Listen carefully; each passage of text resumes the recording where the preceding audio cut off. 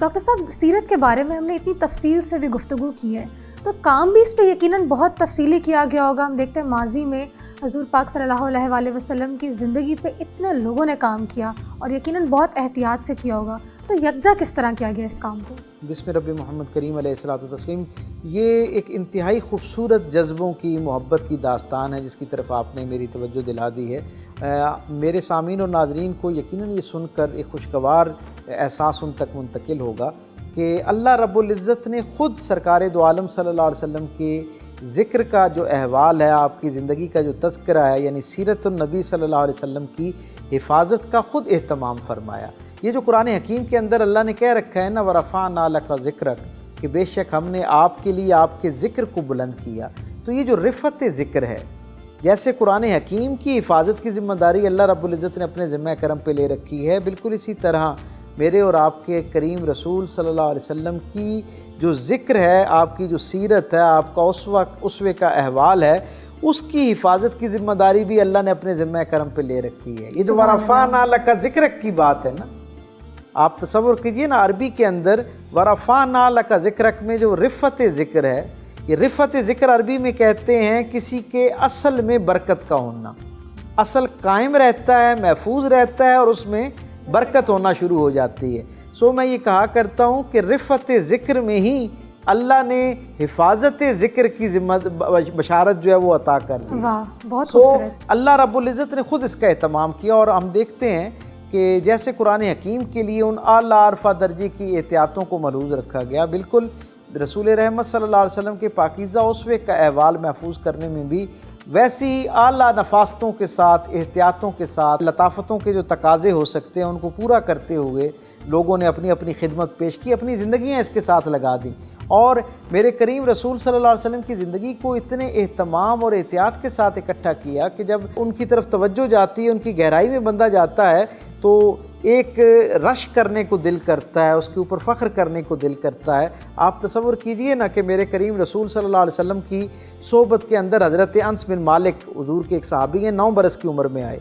10 برس تک رسول اللہ صلی اللہ علیہ وسلم کی خدمت میں رہے، اور رسول اللہ صلی اللہ علیہ وسلم کے وصال کے لگ بھگ 29 سال بعد یمن کے قریب ایک بارڈر پر مسجد موجود ہے، آج بھی انس بن مالک کے نام سے وہ مسجد ہے. وہاں اس مسجد کے اندر ان کے جو سامعین ہیں ان میں سے کسی نے سوال کیا کہ آپ کو رسول اللہ صلی اللہ علیہ وسلم کا اتنا مسلسل ساتھ میسر آیا، آپ حضور کی خدمت گار تھے، حضور کی جلوت خلوت دیکھی، ہمیں ذرا یہ فرمائیے کہ جب حضور دنیا سے تشریف لے جا رہے تھے تو رسول رحمت صلی اللہ علیہ وسلم کی ریش مبارک میں یعنی داڑھی مبارک میں کتنے بال سفید تھے؟ حضرت انس بن مالک نے سوال سنا نا تو آنکھیں بند کیں، آسمان کی طرف آنکھیں بند کر کے توجہ کی، پھر چہرے پہ مسکراہٹ اور آنسوں کی آمیزش کے ساتھ آپ نے آنکھیں کھولی اور جواب دیا، جب میرے کریم رسول مجھ سے جدا ہو رہے تھے تو رسول اللہ صلی اللہ علیہ وسلم کی ریش مبارک میں، داڑھی مبارک میں 24 بال سفید تھے.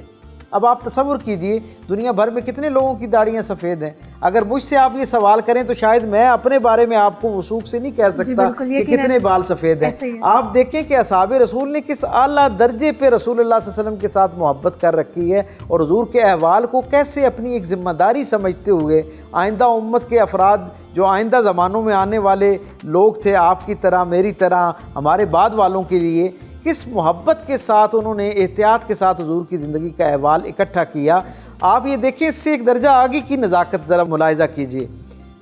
لگ بھگ 40 کے قریب اصحاب سے مختلف زمانوں میں، مختلف مجلسوں میں مختلف لوگوں نے یہی سوال کیا کہ رسول اللہ جب دنیا سے جا رہے تھے تو کتنی آپ کی داڑھی مبارک میں بال سفید تھے. یقین مانیں جواب سن کر تحقیق کر کے دل سے دماغ کو جاتے سارے راستے جو ہیں وہ مشکبار ہو جاتے ہیں. تمام کے تمام 40 کے 40 اصحاب نے اپنے سامعین کو ایک ہی بات بتائی کہ رسول رحمت جب دنیا سے تشریف لے جا رہے تھے تو آپ کی ریش مبارک میں 24 بال سفید تھے. تو آپ اس سے اندازہ لگائی کہ اتنی احتیاط کے ساتھ حضور کی زندگی کو جو ہے وہ اکٹھا کیا گیا ہے. میں جلدی سے ایک اور حضور کی زندگی کے حوالے سے یہ جو لوگوں نے پرخلوص محنت کی ہے اس کا ایک منظرنامہ اپنے اصحاب کے سامنے رکھوں. حضرت بلال حبشی رضی اللہ تعالیٰ عنہ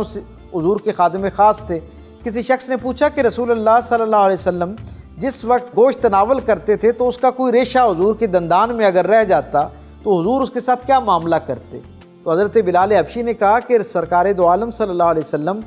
اگر کوئی ریشہ ایسا رہ جاتا جو زبان مبارک سے نکال لیا جاتا تو اسے نگل لیتے یعنی کھا لیتے، اور اگر کوئی ایسا ریشہ سخت جہاں ہوتا ہے ایسے پھنس جاتا کہ اسے انگلی سے نکالنا پڑتا تو سرکار دو عالم صلی اللہ علیہ وسلم اس کو باہر نکال دیتے تھے۔